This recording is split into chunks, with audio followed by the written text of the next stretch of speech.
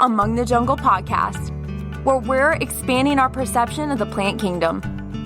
Welcome. I'm botanist and host Shai Kaina, and I would love for you to join me as I interview incredible plant people around the world to create an audio vault of inspiring botanical knowledge, all while harnessing a deeper connection between us and our natural world.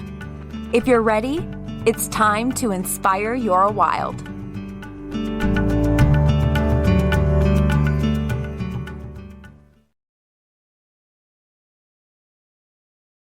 Welcome back, Jungle Dwellers, to episode number 17 of Among the Jungle podcast.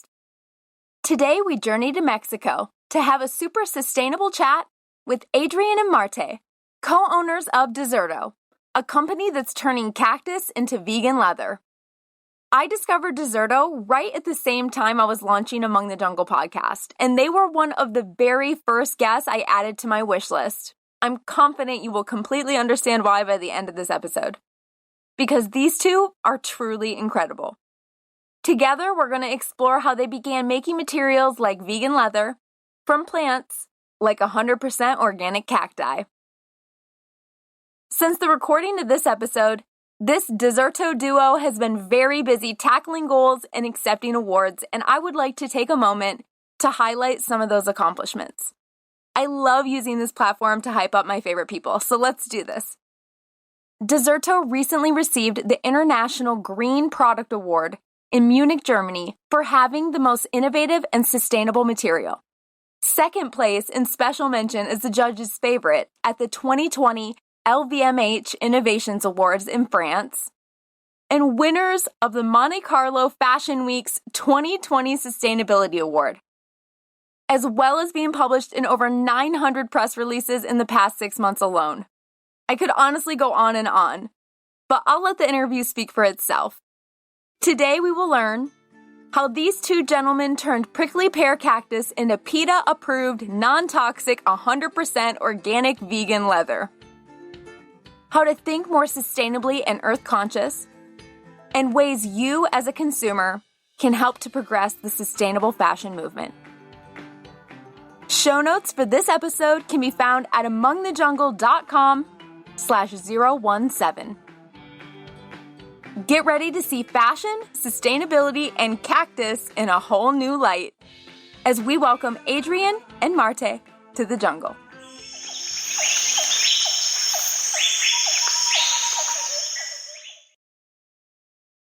Thank you so much for the invitation.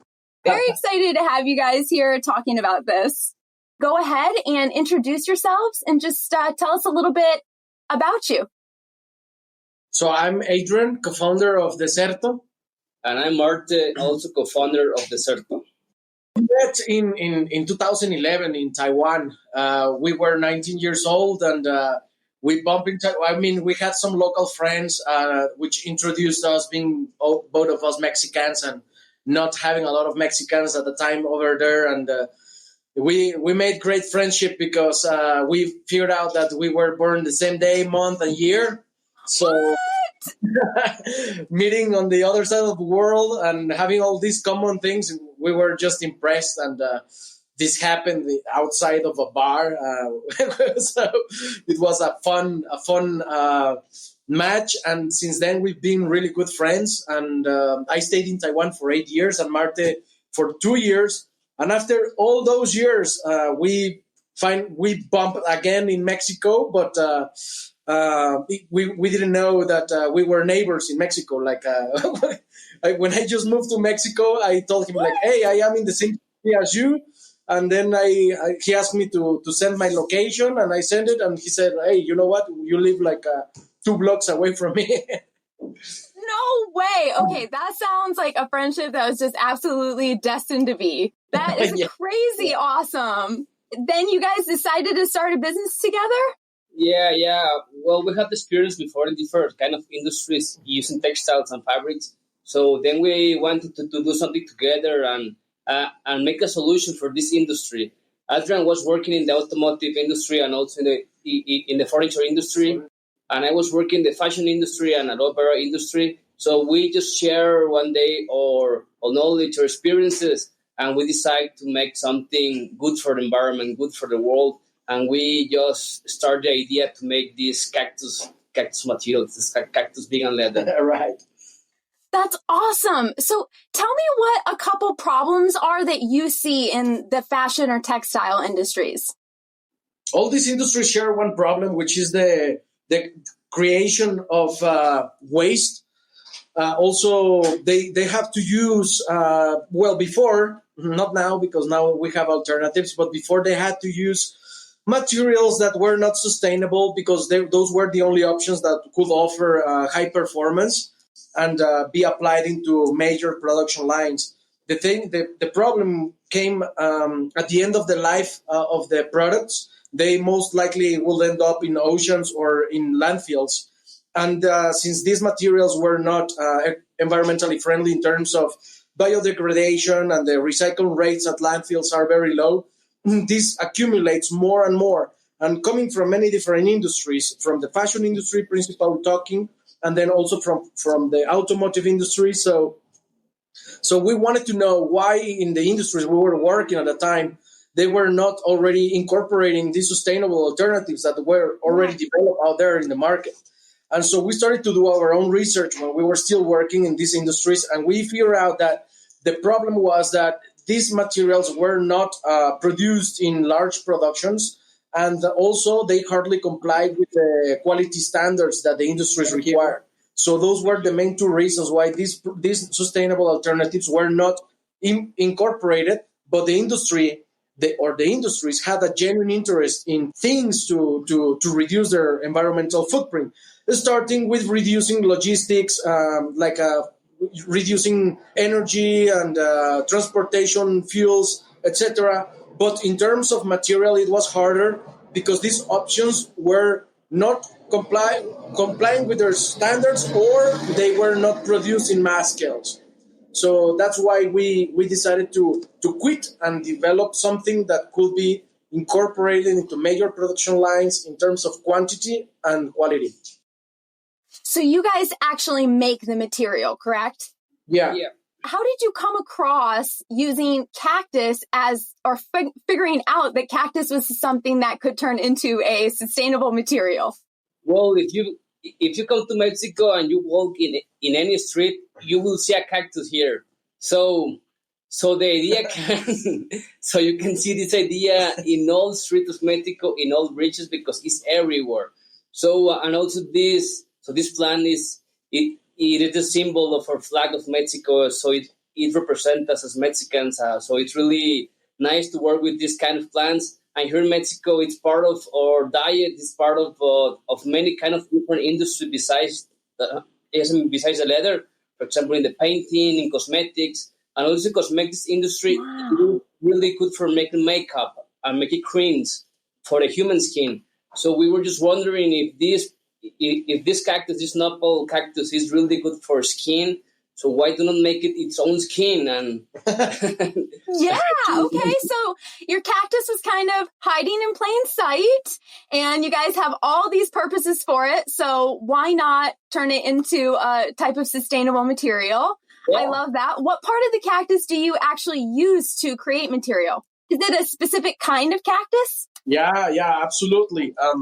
There are about 1,400 cactus species around the world, and out of those 1,400, about 669 are present in Mexico.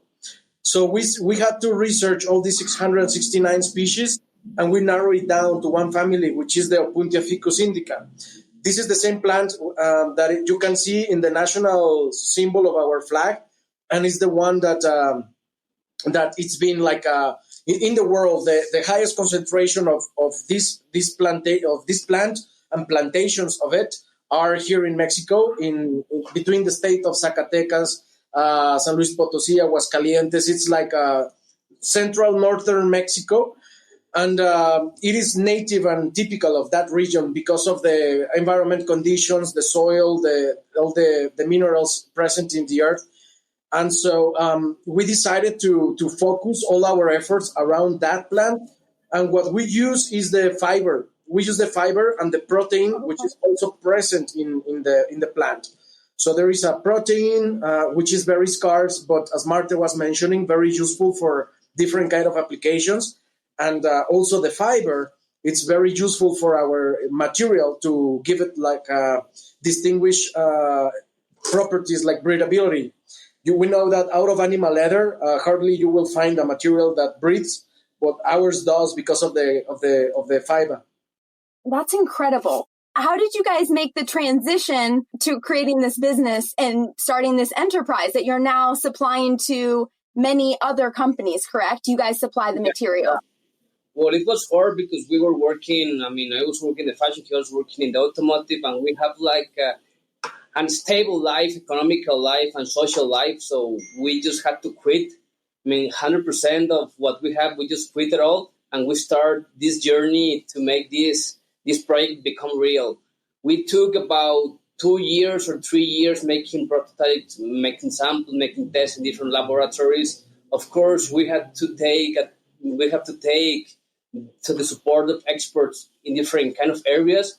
And we start to research a lot different kind of areas like biology, nanotechnology, and also we had to go to many different kind of factories and tanneries to see what's going on and see how we can improve all the kind of process.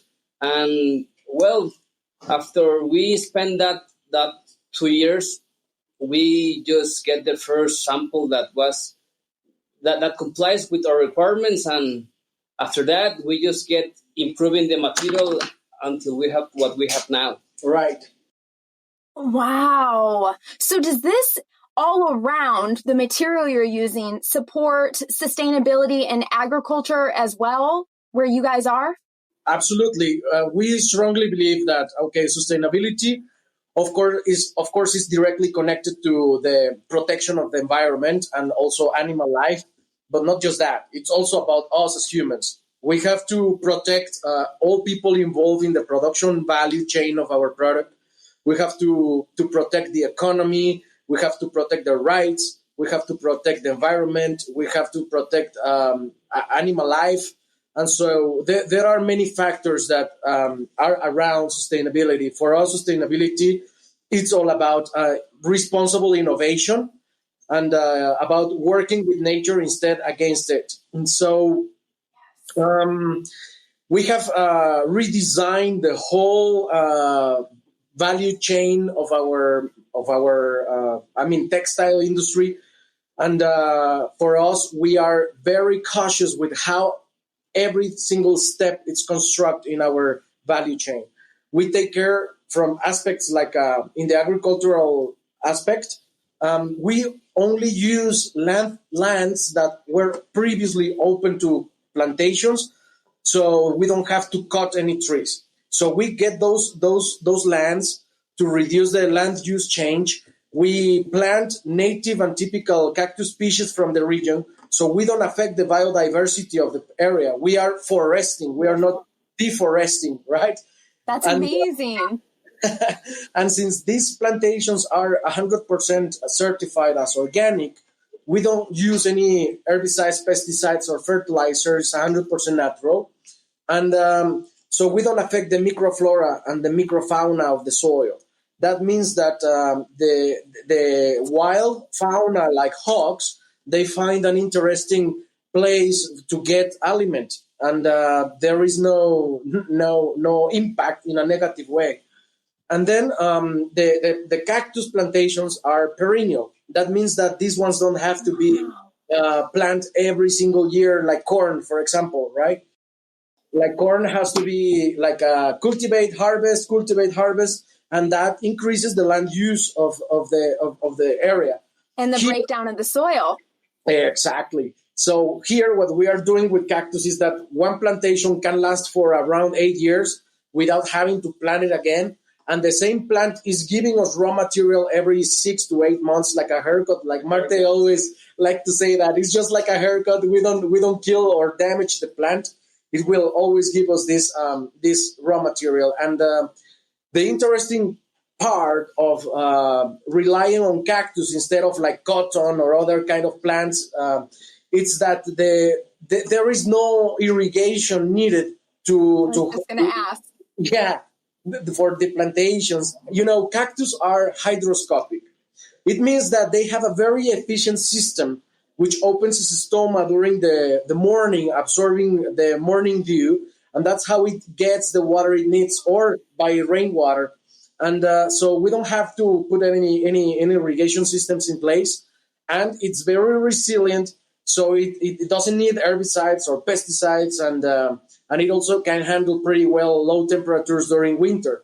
So and the growing rate of the plant is quite fast, and it produces a large amount of biomass with very scarce resources. So this is the advantage it offers as a feedstock in terms of reducing water use, reduction of chemicals, and because there is no herbicides and pesticides, as I was mentioning, and also energy, because we don't have to rely, for example, when we cut the mature leaves and mesh them and dry them, we dry them in a solarium. So we rely on solar light, solar energy to dry it, instead of having to use like a gas or any kind of machinery to do it. And in the agricultural sector, that's the competitive advantage and the sustainability that our feedstock can offer. Besides, we all know that because of global warming, environment is changing pretty much. Like we have rain in places where it doesn't used to be, and then we don't have rain where it used to rain a lot. I mean, this we can't control that unless we really follow up on the goals that we have set in different organizations now. Most likely, this is going to be a slow process, as it's been shown in the past years, but with great progress, hopefully we can revert this damage. But not counting with a prompt solution, Cactus offers an alternative, a viable feedstock source, because it doesn't matter if it rains or not. It doesn't matter if these environment conditions change in terms of water presence, or if it changes I mean, unless, of course, like in Canada, in Alaska or Canada, like if it rains, if it snows a lot, the plant is not going to handle those low temperatures, right? But we are talking about like as long as temperature doesn't drop like below minus 5 grade centigrade, everything is going to be fine. And so, because the agricultural industry don't need expensive chemicals or a water reserve for the agricultural operations, this makes it very affordable and easy for agricultors to plant and process and offer a feedstock with an added value. Because in Mexico, it is true that this plant is used for the food industry, but we have a surplus. Like not all Mexicans eat nopals, and the ones that don't consume even like a 10% of what's available out there. And so we have a surplus, and we are adding value to that plant. So agricultural sector can find a new source to improve its rural economy. Wow, that is so incredible. Honestly, I'm like mind boggled on every single level. It's like, you guys covered everything. You must have been very, very passionate going into this project, because it seems like you have come at it from every angle to focus on sustainability. The fact that you're working with something that's native to your own land, that's so powerful, because already that plant is going to require less. It already lives and is happy in that environment. And the fact that you've mitigated a water issue, that's one of our huge, huge wastes in North America specifically. And so that is very, very amazing. The work and energy that you guys have put into this creative process. It's very well created and thought out. Thank you. Thank you so much. I'm curious what the process is like, turning something from a cactus to the material that you guys are now creating. Well, since we make the cultivation, then we cut the marshall leaves, and then we clean it, and then we mesh it, and then we dry it in the sun for 3 days. Then we extract from this cactus a protein that is the raw material that we use for processing the leather. We take this protein, and then we go through the process in the factory that is not in Zacatecas, is in Mexico City. We transport this feedstock to Mexico City, and then in the factory we start the the process of the leather.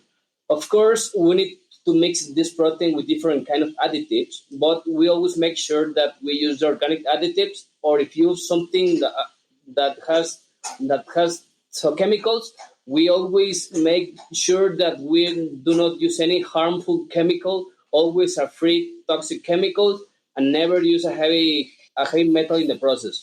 And something good is that in our process there is no waste. Actually, the cactus fibers that are not viable for our industrial process are sold through the food industry. We have some making beer out of it, cactus beer. Imagine that. My husband is the general manager of a brewery up here, so I'm gonna have to pitch him that idea for this season. We need some cactus beer. Heck yes. Yeah, and also in Thailand we have some customers that they purchase these fibers because they are rich in vitamins, minerals, and even protein, and they make capsules as dietary supplements. So there is no waste, and everything directed to use. So do you guys have some sort of certifications that cover all this hard work that you guys have been doing? Are you guys associated with some of the green building organizations or any of that kind of stuff? Yeah, we have from the fields aspect, we have 3 certifications. One is from USDA Organic, and the other one is BCS from Germany, and the other 2 are from Germany, and so these certify that the fields are completely organic and free of any chemicals. And especially because, as I told you, some of our process is directed to the food industry, so it has to be completely clean. And it's the same feedstock used for our cactus leather. And we also have certifications for the material, and not just that, but also awards. We have the Material Connection Seal of Material Excellence. We've won an award in Germany in Green Product Awards 2020 under the materials category. And we just won another award in sustainability in fashion in the Monte Carlo Fashion Week.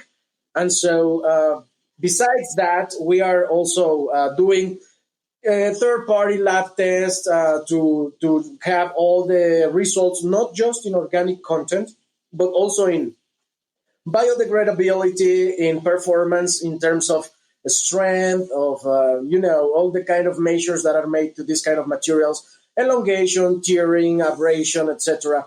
All these kind of tests are being made, and that's how we assure our customers that when they are buying Desserto, they are getting a top quality, not just in terms of performance, but also in terms of sustainability. Food grade quality, huh?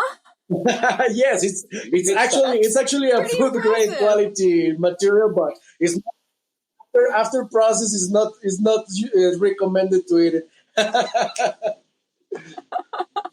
So are you guys just using this to make vegan leather, or do you guys have other products that you guys are creating with this cactus material? Yes, I mean, now we're using only the feedstock for doing the vegan leather of cactus. But as Adrian mentioned before, so the remainings are used for different kind of industries that we store them for making beer, for making the supplements, or different kind of applications. But the principal use of the raw material is for the vegan leather, and the remainings are used, so no waste, for different industries. Yeah. Do you guys see any other plants having viability like this in the industry for sustainable materials? Well, yeah, of course. There are so many interesting alternatives out there. We think the industry is doing great efforts in bringing new plant-based materials. I mean, there is like bamboo fiber, there is orange, pineapple, and there are so many other kind of materials. Pineapple, I've been seeing that. Yeah. So each material out there is contributing in its own way to improve the sustainability of fashion industry. And we think that by doing this effort, like the more and more alternatives out there, and there is technology exchange and there are collaborations, it's going to be easier to do the transition. One of the other ways of facilitating this transition is also to support emerging brands, emerging designers. We know that young generations are born already with a sustainability mindset. And sometimes it's easier for them to accept these materials, to incorporate and start their works around this sustainability concept, which is great to start as a fresh brand with this mindset. And so we have invested in a stock which is fixed in our company. And this stock is directed completely to young designers, to students, to emerging brands. And so there are no MOQs. Beautiful. They can buy like 1 meter, and we give them the same exact service. We guide them. We share with them marketing tools. We let them know how to explain to the final customer what this product is about.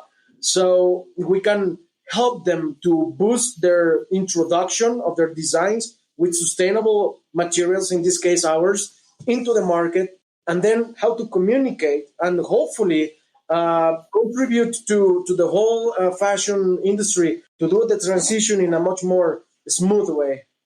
What are some companies or brands that you guys are working with that are using your vegan leather material? Great question.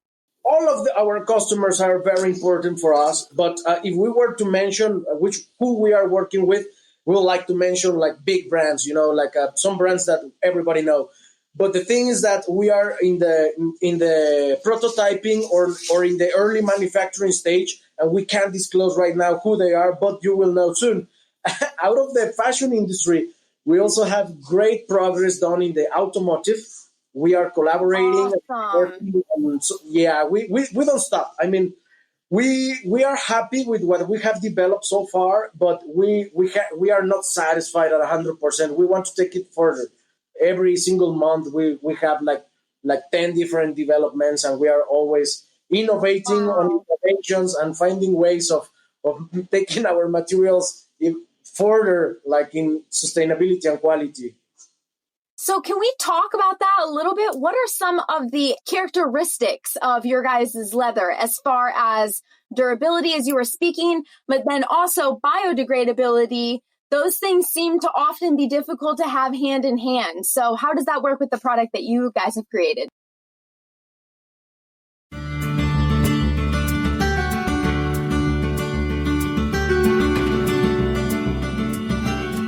I know I've mentioned the harm of fast fashion on the environment in previous episodes. But did you know that 97% of the shoes that we're all wearing right now will wind up in a landfill and will take over 1,000 years to decompose? Thankfully, there's a company working to change all that. Introducing Thousand Fell. This full-circle footwear company has created a closed-loop system where you simply return your shoes after maximum use. Your shoes will either be recycled or donated to someone in need through Souls for Souls. All you have to do is print a free shipping label, ship your shoes back to the recycling facility, and then receive a $20 credit towards your next pair. Did I mention Thousand Fell shoes are made from recycled plastic bottles and some of our favorite plants, like aloe, coconut, palms, castor beans, and even sugarcane?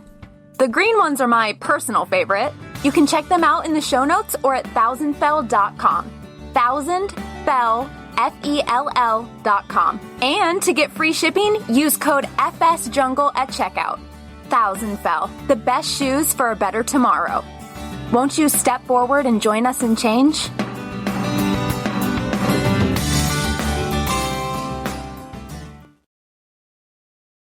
So how does that work with the product that you guys have created?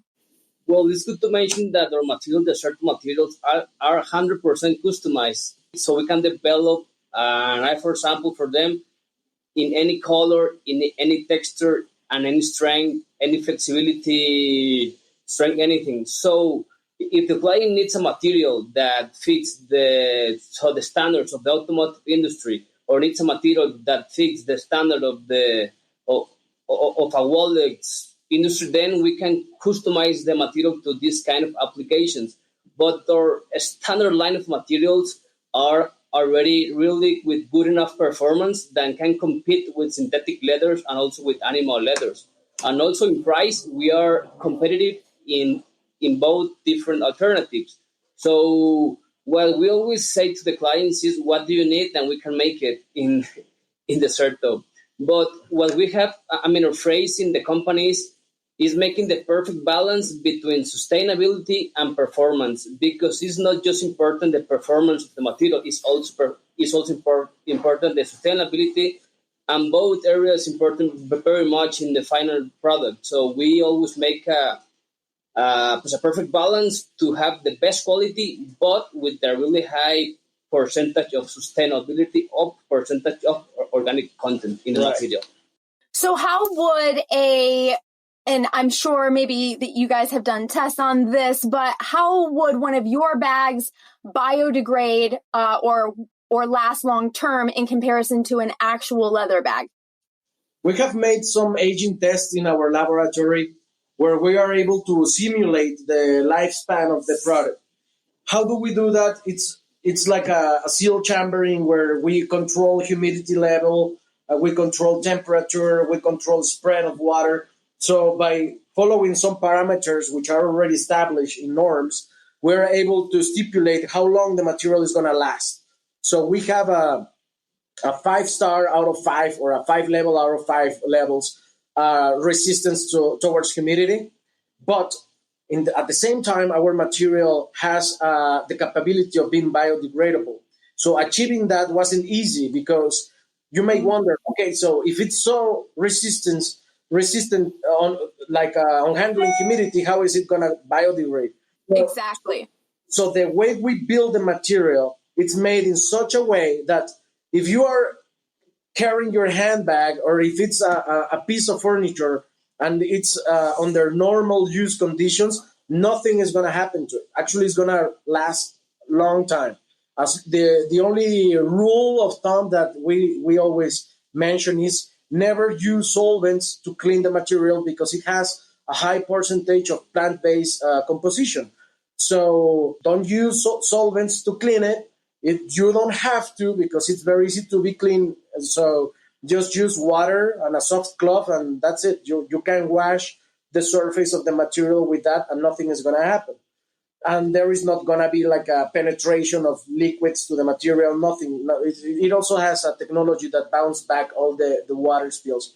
And so no solvents if you want the material to last a long time. Now, in a landfill, when your bag or your garment it's disposed and then ends up in landfill condition with anaerobic conditions, then this humidity, the UV rays, and all the soil and all the bacteria and everything present in those conditions how are they going to start biodegradation? Is going to be by getting into the material from the bottom, not from the surface. The surface has a layer that is not going to let it happen. But if they get beneath it, they are going to start eating all the material, all the organic carbon composition of the product, and there is going to be left one part which is not organic carbon based. But we know that those remaining materials are not toxic and are highly recyclable. Eventually, they're going to degrade if nobody rescue them and process them, recycle them, which can be recycled either mechanically or chemically, but with the advantage of not freeing any toxic substances like phthalates. Like, for example, if you find a false leather material in a landfill with phthalates or heavy metals and all these kind of substances, and then you rescue it to recycle it, when you recycle it, you are going to free up all these toxic substances again into the environment. So in our material, as these are not present, when you recycle it, it's very clean. It's a very clean recycling process, and the rest has already biodegraded. So that's the main advantage of our materials, and that's how it happens.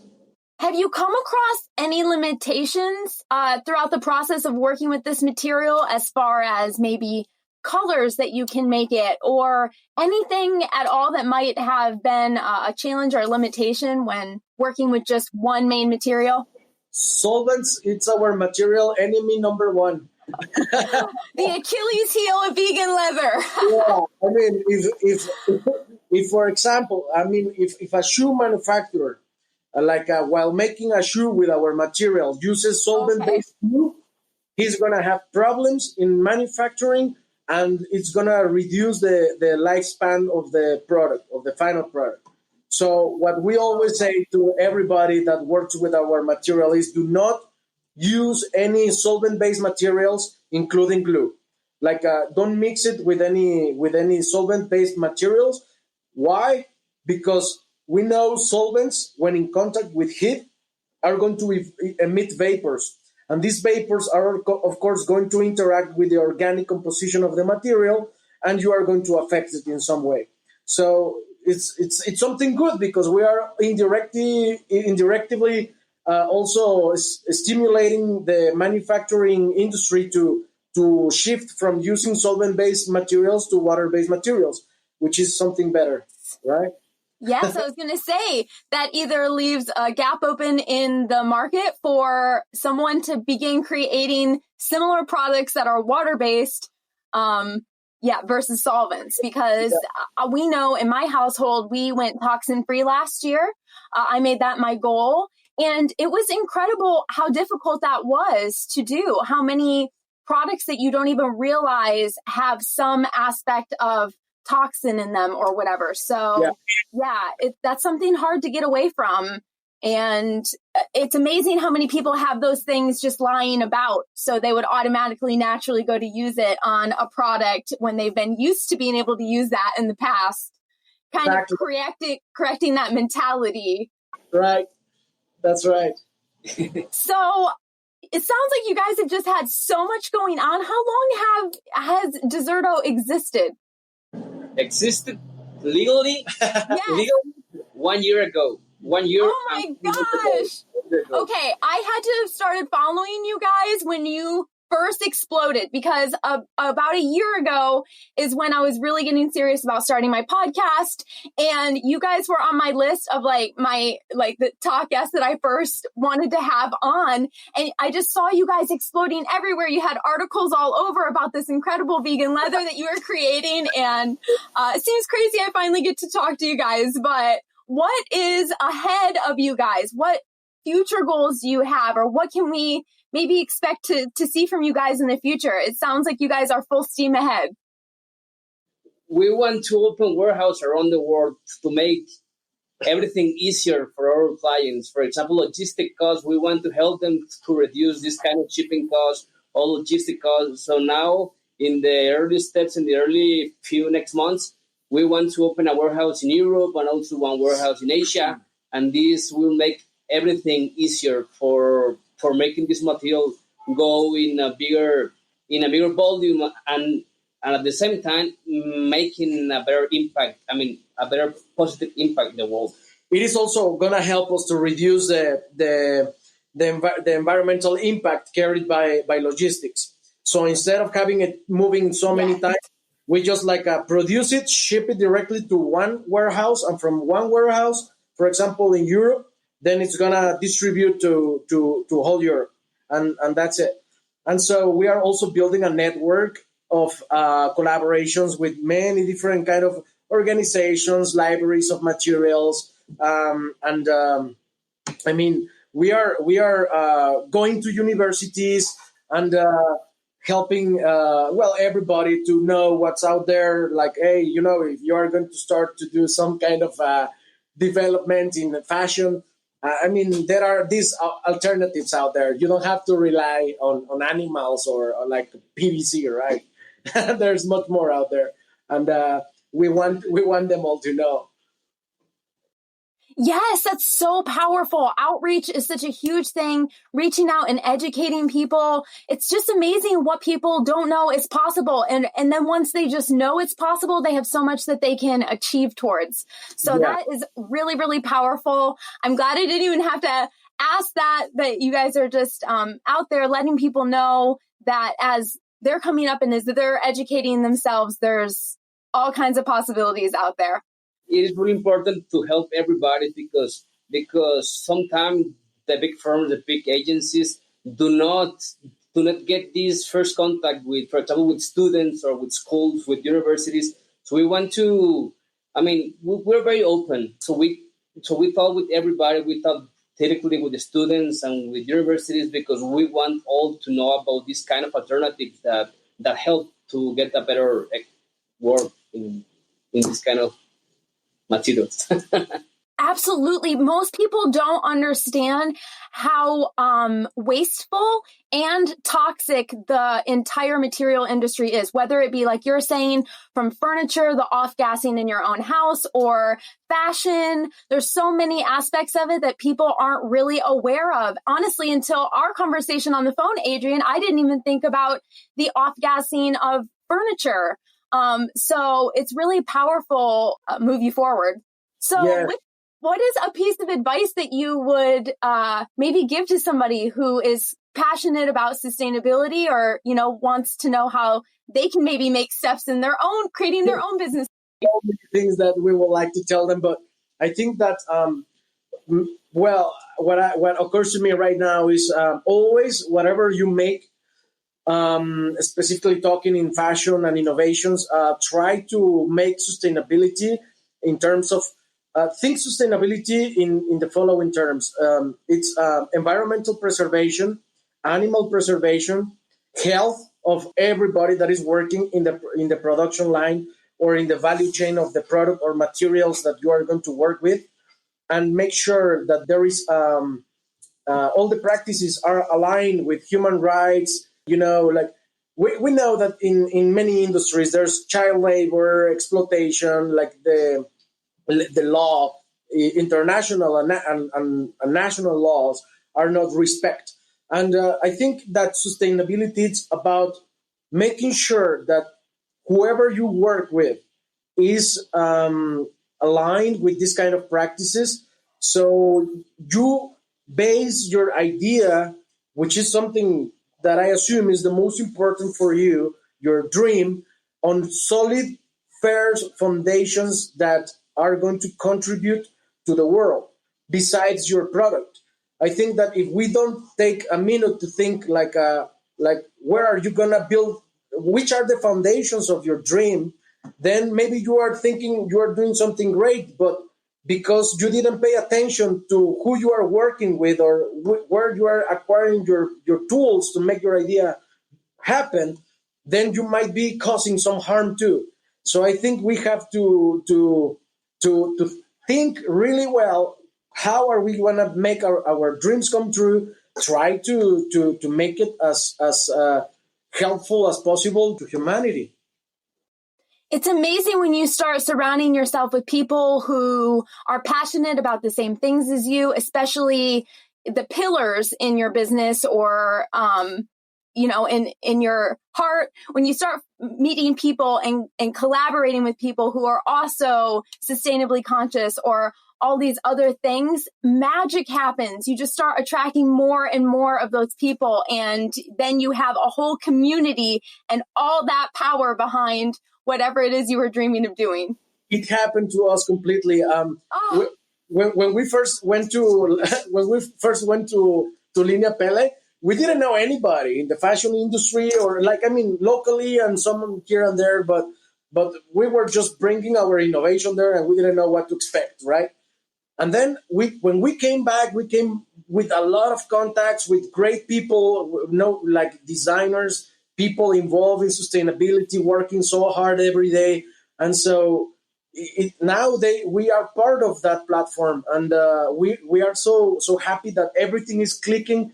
Like it's just going really smooth, and we are so happy for that because we know that everything we are doing is it's actually good for everybody. Yes, and that's right there is the clearest sign. When everything is falling into place, all the people that you need show up and all the things that you need to be successful show up for you. You know that you're taking aligned action and you're doing the right thing. I want to say something very important for me because as personal, I love the industry. I mean, I love the fashion industry.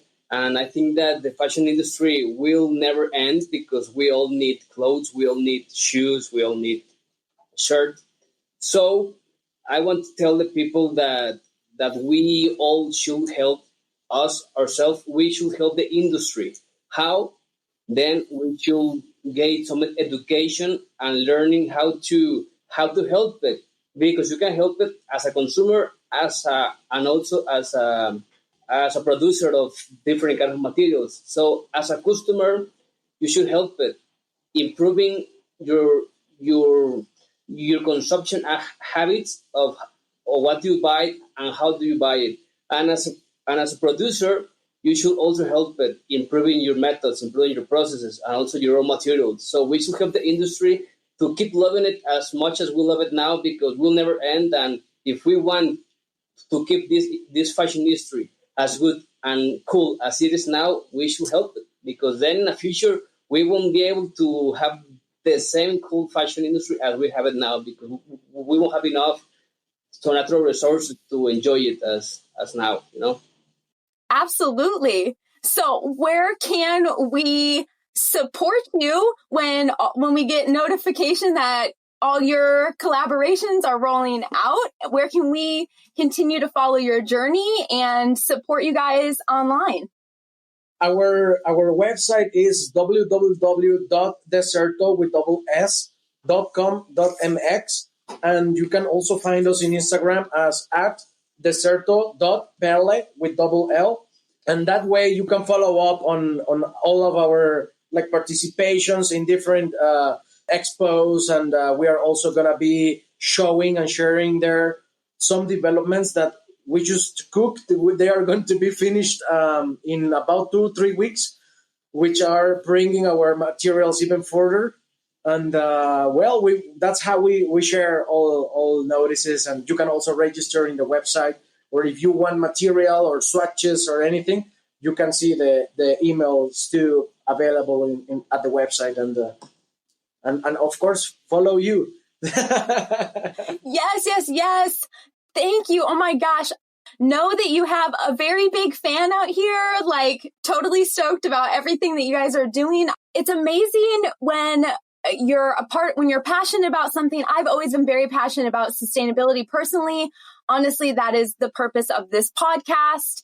Tony Robbins and Dean Graziosi always say that give people what they want, but then deliver what they don't know that they need. I love to live by that. And while I know people love plants and are very passionate, especially at this current time, very passionate about plants and the plant kingdom, the whole purpose of this is to show what is possible with plants and how we can live very sustainably. And there's so much at our fingertips and our access. And there's people out there doing it, and watching you guys just explode over the last year. I hope that momentum is just exponential, and I can't wait to watch you guys revolutionize the fashion industry. I'm very, very grateful to you guys for taking on such a big mission. Thank you so much. Thank you.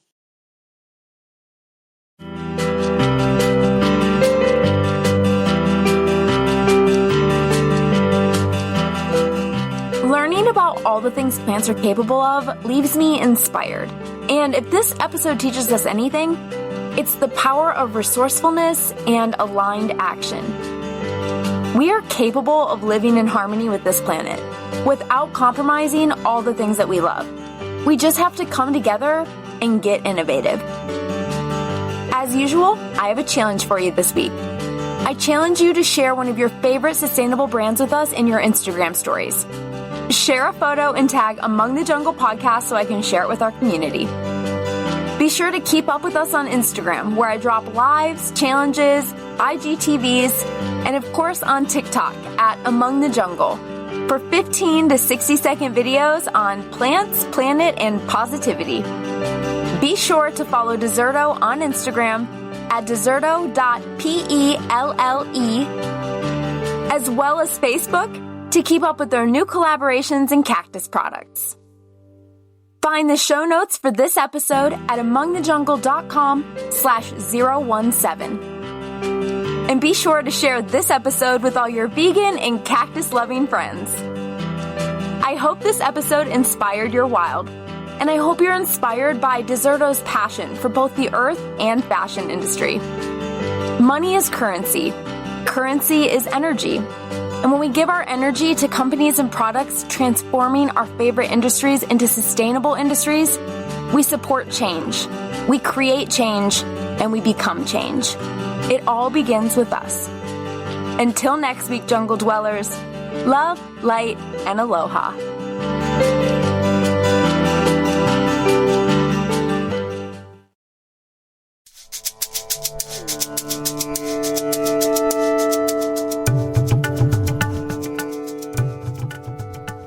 I am so grateful to the plants that bless this beautiful earth, and to you for choosing to nurture a wild place inside of your heart. I hope this episode inspired your wild, and I'd love to hear your feedback, suggestions for future guests, and other botanical notes at amongthejungle.com or amongthejungle on Instagram. It's been lovely exploring this exotic world with you today, and I look forward to where the journey takes us next week. Mahalo for tuning in, and stay wild.